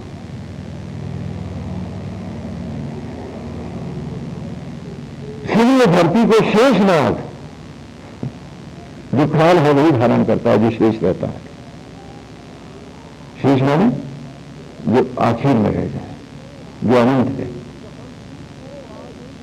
तो हम भी तो आज स्वयं परमेश्वर के गले में जो बन के ऋषि हमें धारण कर रहा है, हम हर दिन को, हर क्षण को मुर्दा करके बना के उसी समय को कि मुर्दा नाग को उसके गले में टांग रहे हैं और अपने जीवन के दायित्वों से विमुख हैं, अपने उद्देश्यों से हटे हुए। तो हम सब भी परीक्षित बनकर अपने विधाता के गले में बीती उम्र के मुर्दा नाग नहीं टांगते। पूछो अपने आप से, ये तुम्हारी कहानी है, ये तुम्हारी कथा है। और परीक्षित जब होते हैं, जो इस परीक्षा में पास होता है, परीक्षित हो जाएगा, तो उसी का अगली अवस्था क्या होगी? परीक्षित के बेटे का क्या नाम है? वहां से महाभारत हम शुरू करेंगे और तब पुनः जन्म अजय होगा, अजर अमर होगा, ये जन्म है। और इस प्रकार पूरा का पूरा महाभारत, उसके सारे पाठ, जैसे रामायण में श्रीराम कथा में हमने विस्तार से कथा करी थी पूर्व वर्षों में, गत वर्ष में, तो सारे पात्र आपने देखा था आपके जीवन के पात्र हैं। उसी प्रकार महाभारत का कोई ऐसा पात्र नहीं है जो आपके जीवन का संग नहीं है, आप ही में घटता नहीं है और आप ही के साथ, आप ही की उम्र के साथ चलता नहीं है। वहां कोई अतीत की बात नहीं, अतीत को उदाहरणार्थ लाए हैं। एक युद्ध हुआ था, उसी को उदाहरण में रखकर हम आप सबको इस महाकाव्य में आपके जीवन के सारे पहलू, सारे स्वरूप बना रहे हैं। आप ही बन के परीक्षित विषय वासनाओं में कि मुर्दा नागों को आत्मा के गले में टांग रहे हैं कि तेरे दिए बरस होकर के मुर्दा, ये मुर्दा सांप, अरे ऋषि तेरे गले में, और सियाराम गावी में। क्या बात है? तो वस्तुतः ये सारे पात्र हैं। और वही ऋचा भी है, इसको भी साथ में ले लें, आज की ऋचा जो आपने ब्लैक बोर्ड से नोट की है। मधुमंतम तनुनपाद यज्ञम देवेशु न कहे अद्या ही गीत है। हाँ, पहले हमने लिया था सुसंग, कुछ दिव्य अलौकिक के साथ जगमगाना है हमको। वो जो जगमग है, वो जो आत्मा होकर हमने विराजता है, वो जो यज्ञों के द्वारा कि हवियों, हाँ, आहुतियां दे करके हमारे जीवन को ज्योतिर्मय बना रहा है, उस आत्मा के साथ बाहर आहुति दे रहा हूं, लेकिन ऋचा के साथ अपने आप को आंदोलित कर रहा हूं, उद्वेलित कर रहा हूं यज्ञ के सम्मुख। ऐसा ही मेरे भीतर जो प्रज्वलित यज्ञ है, मुझे उसके साथ ही चमकना है, क्योंकि ये अंतर की चमक गई तो सब कुछ नष्ट हो जाएगा। मुझे बकरे का सर लगा करके, हाँ, प्रजापति नहीं बनना है। हाँ, कहते नहीं है श्यामा कौआ कहां पे बैठे, हाँ, तो वो श्यामा पर नहीं लगा है। बहुत हो चुका, जो कर चुका। अब संकल्पों के साथ आगे बढ़ना है कि अब ऐसा नहीं होगा। यदि अब दिन नहीं जागेंगे तो कब जागेंगे? दिन तो फिसल रहा है, क्षण तो जा रहे हैं, जब नहीं जागेगा वो कब जागेगा? हाँ, तो माधुर्य के लिए, सुख के लिए मैं सारा संसार बटोर रहा हूं। स्वामी जी ये मिल जाए तो थोड़ा घर सुखी हो जाए, मैं भी सुखी हो जाए।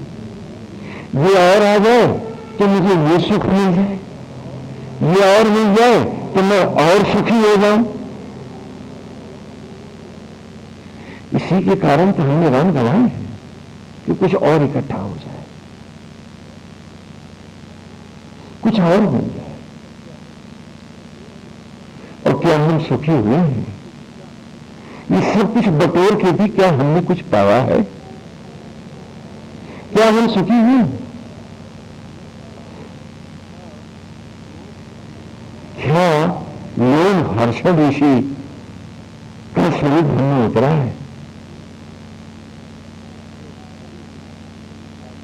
जो अधिकारी है, जिसका अगला भाव उग्र सभा जो भी महाभारत सुनाए, क्या हमारे रोमांचित होते हैं हम प्रभु के नाम से?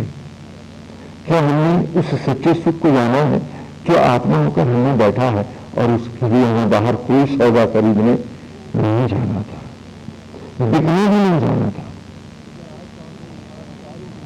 लेकिन आज तो हमने ईमानदारी बेची है, हमने सच बेचा है, हमने आपसी संबंधों का की मिठास बेची है, हमने संबंधों की पवित्रता बेची है। हमने क्या छोड़ा है बाकी? और इसलिए कि एक मुट्ठी सुख मिल जाए, चुटकी भर माधुर्य मिल जाए, कुछ जीवन रसमय हो जाए।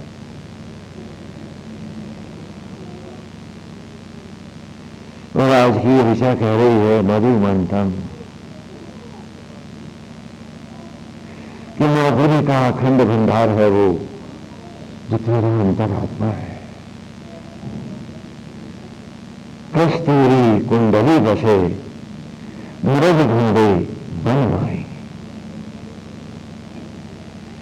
तेरे पगले कहां भटकता फिर रहा था और जीवन के अमृत क्षणों को, जीवंत क्षणों को बना के मुर्दा सांप और आत्मा के गले में ही लिपेट रहा था कि हो जा शर्मिंदा, क्यों तूने मुझे जीवन दिया? इस धिक्कार के लिए, इस नरक के लिए। तू हर साल मेरी जूठन को रथ में बदलता रहा, मेरे सुखों के लिए तू जागता रहा, दिल धड़कता रहा, मैं सोया रहा। मेरी अतृप्तीय इच्छाओं को भी परोक्ष में तू ही मिटाता रहा, वरना कौन भरता मेरे पेट? और फिर भी तेरे दिए इस अमृत जीवन को मैं हर साल एक मुर्दा नाग बना, ये आत्मा तेरे ही गले में लपेटता रहा। वो जो परीक्षित ने किया था वही तो मैं कर रहा था। और एक बार भी नहीं जाना तुझे, एक बार भी नहीं पहचाना तुझे, एक बार भी नहीं झुका मैं तेरी तरफ।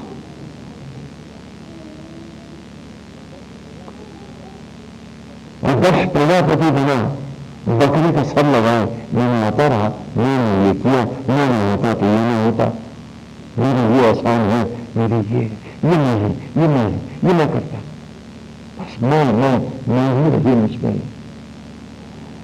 और वो नाच न रहा, लोग हर्षण न हुआ, मैं उग्र सभा न बन पाया। जीवन का सारा महाभारत पराजय में जाता रहा और एक क्षण भी तो जीवन करने नहीं पा पाया। वैसे में समझदार था,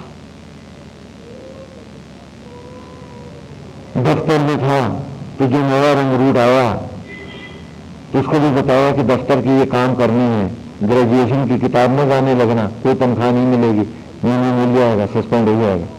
और यहां मैंने खाली किताबों को गा करके मोक्ष पाना चाहा है,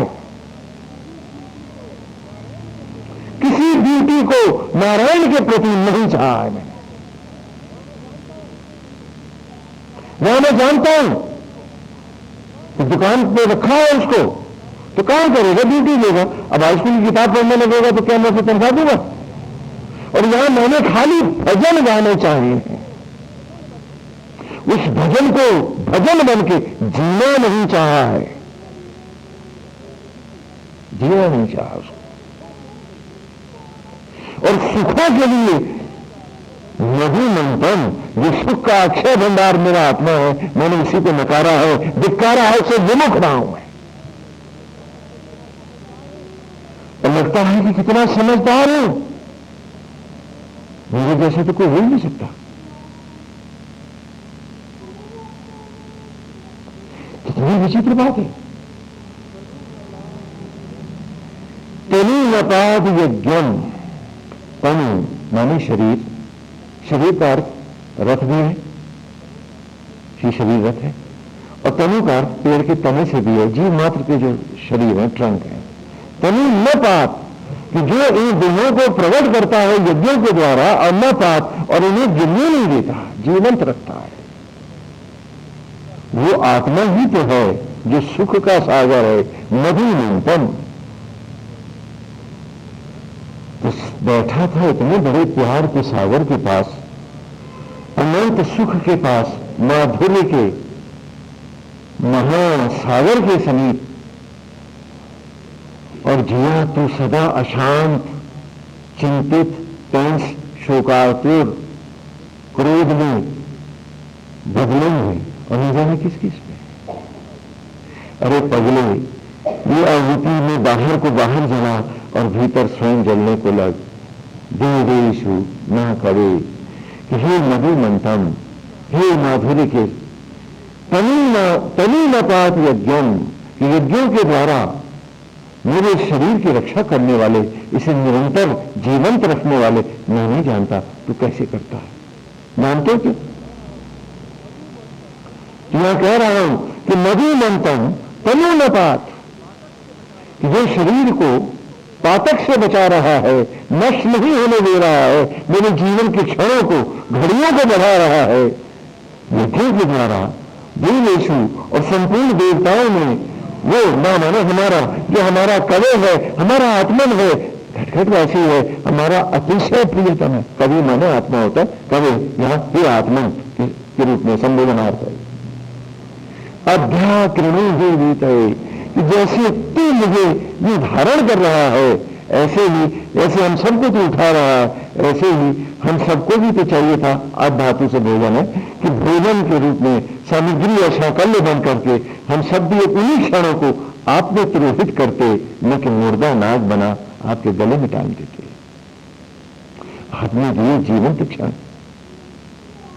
और हमने मुर्दा बनाया, और सोचते हैं कि हम बहुत अच्छे काम करते हैं, हम बहुत अच्छे जी रहे हैं। हम जो कर रहे हैं वो बड़ा सुंदर काम है, ये बड़ा दिव्य कर्म है जो हम करते हैं। काश हम जान पाते, काश हम इन महाभारत के पात्रों में अपनी पात्रता को खोज पाते। हाँ, पहले भी हम इस बात विषय में चर्चा कर चुके हैं कि हम सब पात्र हैं। क्या है? जैसे मंच पर नाटक का पात्र होता है, हमने कोई अपना मौलिक कोई अभिनय हो गया, वो तो है ही नहीं, हम तो पात्रता के हित में आए हैं। जैसे मंच के पात्र अपना अपना अभिनय करते हैं। जो पात्र जहां खड़ा होता है, जो उसको डायरेक्टर रोल देता है, वो रोल और वही पात्रता का निर्वाह करता है। तो हम सब भी तो अपनी अपनी पात्रता के लिए आए हैं, तो पात्रता को निभाना क्यों करते हैं? इसे निभाना क्यों कर रहे हैं?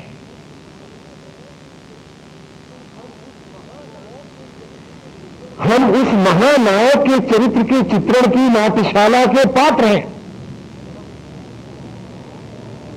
तो हम झूठे क्यों हैं? हम में कपट क्यों हैं? हम में लोभ क्यों हैं? हम में भेद क्यों हैं? हम में आसक्तियां क्यों हैं? उससे हट के हमारे पास इच्छाएं भी क्यों हैं?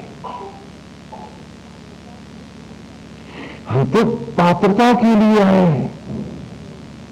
मंच के पात्र जो भी ड्रामा प्ले कर रहे होते हैं, उन्हें उनके इससे भी सुंदर डायलॉग याद है, लेकिन जो उस पात्र के हैं वही तो बोलेंगे। बोलो,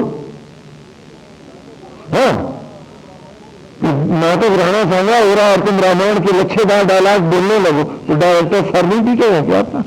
ये कहां पहुंच गया? ये कहां पहुंच गया? ये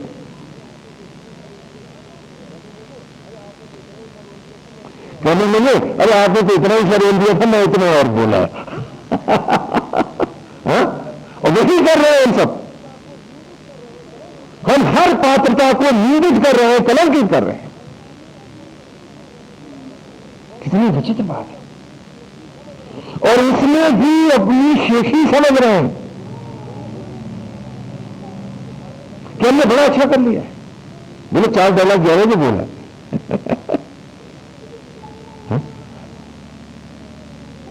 कितनी विचित्र बात है।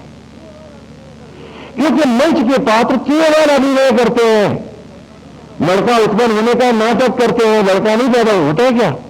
और तुमने भी लड़का कब बनाया? नाटक ही तो किया था, बनाया तो इसी ने था।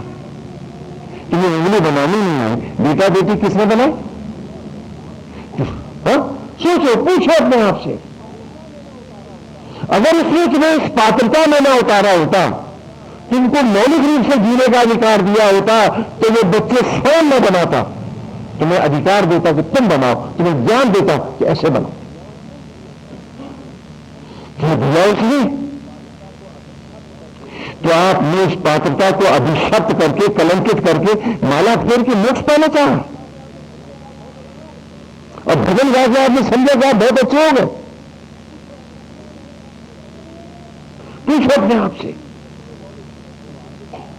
यदि इसमें तुम्हें मौलिक वो आगे देगा, यहां से पास होके यहां की पात्रता का ईमानदारी से निर्वाह करके आगे चलो, जब अनंत आयु में आओगे वो सारे रहस्य देगा तुमको।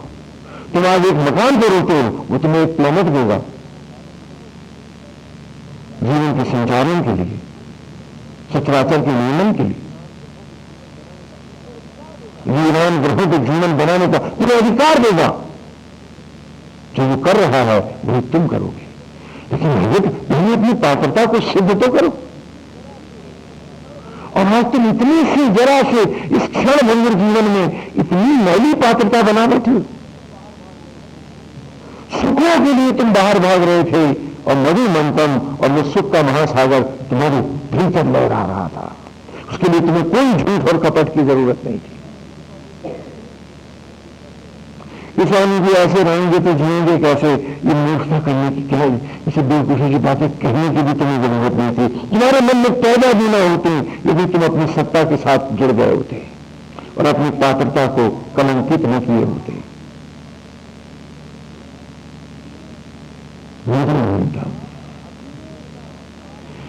क्या अभिनय का पात्र ही है तू?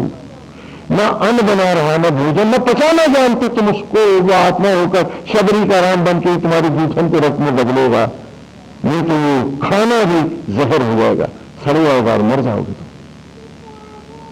क्या ये सब तुम नहीं जानते? यदि नारायण को तुमको तुम्हारे मौलिक जीवन के यथाधिका, अभी तो वो देख रहा था, तुम्हें डिसिप्लिन में ला रहा था, तुम्हें मांग रहा था और तुम इतने में ही बिगड़ गए।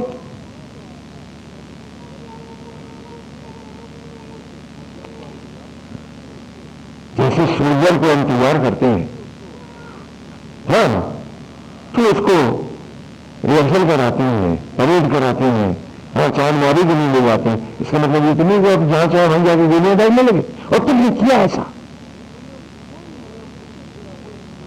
तुमने कोई नियम प्रकृति का कोई सिद्धांत नहीं माना। आज पर्यावरण को बैठे रो रहे हो और एक ही जीव जंतु है जो सारे पर्यावरण के लिए आतंक है, और वो कौन है? वो तुम सब लोग हो, हम सब हैं, बाकी कोई जीवधारी नहीं। और फिर भी तुम कहते हो कि तुम सही जी रहे हो, फिर भी तुम सोचते हो कि तुम उचित कर रहे हो, जबकि आगे मेरे पात्रों में पेड़ और वृक्ष भी ऋषियों के नाम पे आएंगे और मैं उनकी भी कथाएं आपको महाभारत में सुनाऊंगा। क्यों? क्योंकि मुझे बालक को संपूर्ण सचराचर के आर पार करना है। आज आपको यही दम है कि मैं मम्मी हूं, मैं पापा हूं। आप भूल गए कि आप पात्र हैं, मां सचराचर है, आप उसका अभिनय कर रहे हैं, न कि मां के झूठे दंभ को आप लाद रहे हैं। ये महापाप है। जब तुम कहो कि तुम मां हो तो ये शब्द सच संपूर्ण पर्यावरण की गहराई से कहो, क्योंकि तुम पेड़ों को, वनस्पतियों को, पांचों तत्वों को, ग्रहों नक्षत्रों को सबका प्रतिनिधित्व कर रही हो। क्या इस कुदरत में नींद में है? मेरा तेरा है? तो मां कैसी जिसमें भेद है? और जब तुम कहो कि तुम पिता हो तो तुम परमेश्वर का की पात्रता का अभिनय कर रहे हो। तो क्या तुमने क्षुद्रता छोटा बना सकता है? यदि आ रहा है तो तुमने अपने किरदार को नवा ही तो किया है, पात्रता ही तो खोई है। तुम पिता नहीं हो, उस पिता पात्र का अभिनय कर रहे हो, पात्र हो तुम। जैसे मंच पर खड़ा लड़का भले राम नहीं है, लेकिन जब राम बना है तो राम ही तुम। तो आपने लड़का पैदा करके तीर नहीं मारे, क्योंकि पैदा उसे नहीं किया। आपको उस पात्रता को ईमानदारी से निर्वाह करना था, उस महानता और बड़प्पन में आना था, और आप क्षुद्रता में गए। क्योंकि अगर मेरी सोच क्षुद्र न होती तो आज दो भाइयों के परिवार में बटते क्यों? धर्म तो जीव मात्र को जोड़ता है और तुम बट रहे हो।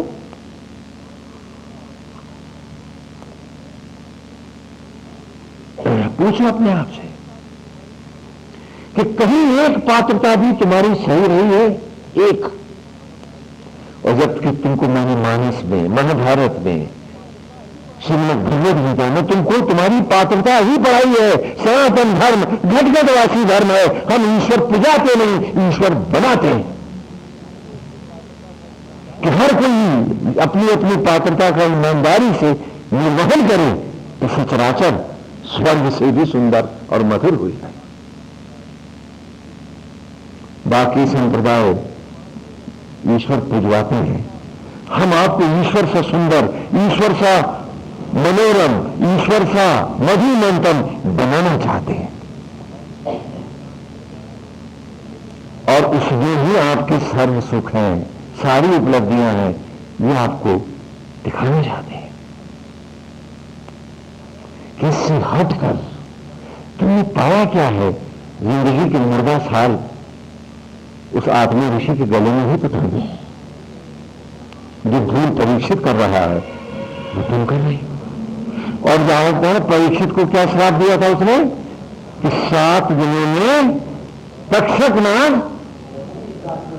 और क्या तुम सब नहीं जानते कि 7 दिनों में तक्षक नाग हम सबको बच जाएगा? 8वां दिन कौन सा बताओ? तुम 7 के दिन है, इतवार, सोमवार, मंगलवार, बुधवार, शुक्रवार, शनिवार और रविवार। इन्हीं दिनों में से, इन्हीं दिनों में हम सबको जाना नहीं क्या? अभी तक नहीं समझे महाभारत को।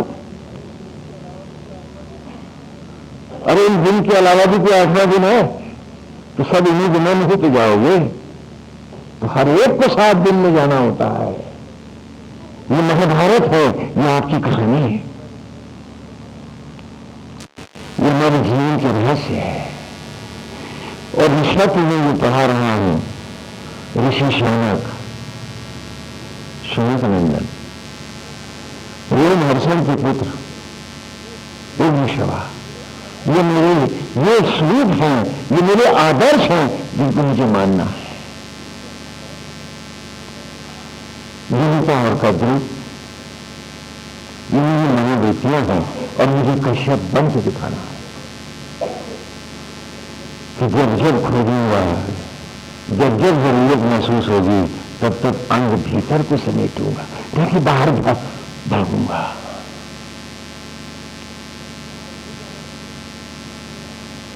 बाहर नहीं जाना है, अपने भीतर आना है, अपने आप को पढ़ना है, स्वयं को पहचानना है, अपने आप को जानना है। ये सारी बात, ये सारी कथाएं, महाभारत का आरंभ भी उत्तंग ऋषि से। ऋषि उत्तंग है, ये अपने गुरु के यहाँ ज्ञान अर्जित कर रहे हैं और इतना अच्छा ज्ञान अर्जित कर रहे हैं कि बाकी सारे छात्र तो पढ़ पढ़ के चले जाते हैं, लेकिन उत्तंग तो ऋषि के यहाँ ही बूढ़े हो जाते, गुरु के आश्रम में खेली के होते रहते हैं और हम भी तो सारी पात्रता खो बैठते हैं, उत्तंग ही बन के रह जाते हैं। और अंत में गुरु कहते हैं कि अच्छा, मैं तुमको योग्य घोषित करता हूं, तुम जा सकते हो। कहा, गुरुदेव मैं दक्षिणा दिए बिना कैसे जा सकता हूं? तो गुरु कहते हैं कि मेरी कोई इच्छा नहीं है, क्योंकि गुरु की कभी कोई इच्छा नहीं होती। तो नारायण भाव में सेवा करता है और वो शिष्य से कैसे इच्छा कर सकता है यदि वो गुरु है? क्योंकि नारायण से हट के इच्छा कैसे करेगा वो? कहा, मेरी कोई इच्छा नहीं। कहा, मेरा उद्धार कैसे होगा?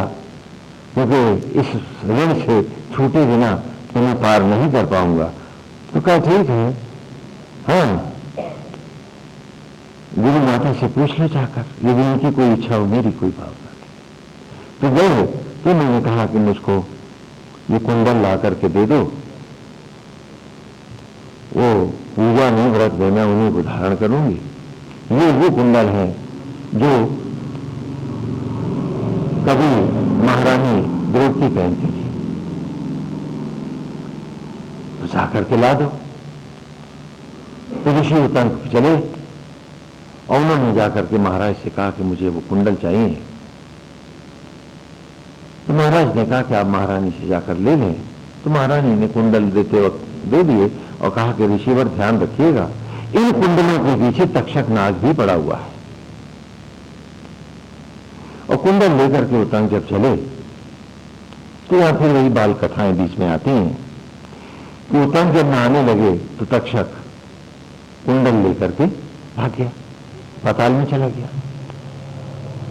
तो इस समय इंद्र गौ पर बैठे हुए आ रहे थे, तो उन्होंने उससे कहा कि इस गाय का गोबर खा लो, बैल का गोबर ले लो।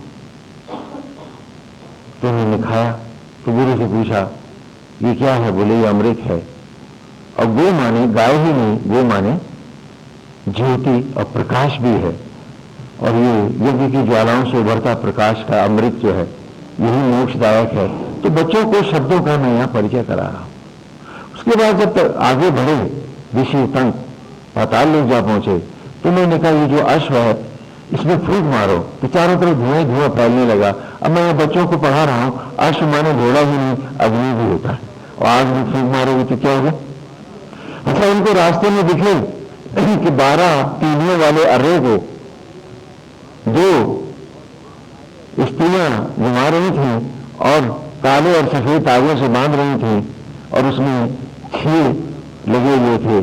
तो कहा, ये 6 ऋतुएं हैं, 12 मास हैं, और दिन और रात हैं, हाँ, और घाता और विघाता है, ये जो घुमाते हैं वगैरह वगैरह, जैसे बच्चों को पाठशालाओं में पढ़ाते हैं छोटी क्लास में। तो उसी प्रकार महाभारत का आरंभ वहां से शुरू होता है, और फिर ये ग्रेजुएशन पोस्ट ग्रेजुएशन के उपरांत भी हर छात्र जीवन भर इसको अपने भीतर उतारता है। क्यों? क्योंकि ये तो ऑल पर्पस है, हर समय का उपदेशक है। कभी वह पात्रों में, कथाओं में, पेड़ों में पड़ता था और अचानक सारा सचराचर मेरे में उतर आया। हाँ, तो इस प्रकार फिर तक्षक नाग से वो अपनी कुंडल लेकर के आते हैं और वो अपनी गुरु पत्नी को देते हैं। तो महाराज उत्तम के मन में तक्षक को लेकर के बड़ा दाह है, और इसी को लेकर के वो जन्मेजय को सर्प यज्ञ के लिए प्रेरित करते हैं। जब सर्प यज्ञ शुरू होता है, नाना प्रकार के नाग आग आकर जलने लगते हैं, तक्षक इंद्र की उसमें है, तब जो जरत्कारी के पुत्र हैं, वो आकर के अपनी मामा को, तक्षक को बचाते हैं। इसी पुत्र हैं, और वो उनको रोकते हैं, और तब जन्मेजय को पुनः जन्मेजय अपनी महाभारत की पूरी कथा सुनना चाहते हैं, और वहां से फिर महाभारत का पुनः आरंभ होता है। ये इस प्रकार महाभारत का ये आरंभ का पर्व है। इसीलिए नाना ऋषियों की कथाएं भी हैं, जो कथाएं और उनके सारे पात्र जो हैं संपूर्ण सचराचर में, पेड़ों में, वनस्पतियों में फैले हुए हैं। इसीलिए शिव की कथाओं को भी हम सुनाते हैं, जो उपरांत में शिव पुराण में संकलित हुई, कि शिव और शिवा पार्वती के जो प्रथम पुत्र हैं, वो बीज हैं जो नदियों में बहे, और जिन्हें ऋषि पत्नियों ने खाया तो उनके पेट फूल गए, अर्थात ये अन्न है। और यही बीज हैं जिन्हें 6 माताओं ने अर्थात ऋतुओं ने पाला है, और इस प्रकार वो वन संपदा बनकर तारकासुर को की ताड़ना से हम सबको जीवन मुक्ति दिलाने लाए हैं, जिसे आज आप ओजोन लेवल कह लें, ये जो कुछ भी कह लें, एनवायरमेंट कह सकते हैं आप उसको। उन्हीं के दूसरे पुत्र गणपति हैं जो आप हैं। इनकी कथाएं हम विस्तार से शिव पुराण की कथाओं के बीच में कर चुके हैं, और आज तो नव दुर्गा का महापर्व है। नवरात्र चल रहे हैं, ये भी मां भगवती की पूजा है, और सनातन धर्म में प्राणी मात्र में नारायण का जब भाव किया तो हमने स्त्री और पुरुष के भेद को भी धर्म में नहीं स्वीकारा। जहाँ ब्रह्मा, विष्णु और महेश के रूप में, नर रूप में पूजा हुई, तो वहाँ नव दुर्गा के रूप में नारी के 9 पवित्र संबंधों को ही नव दुर्गा के रूप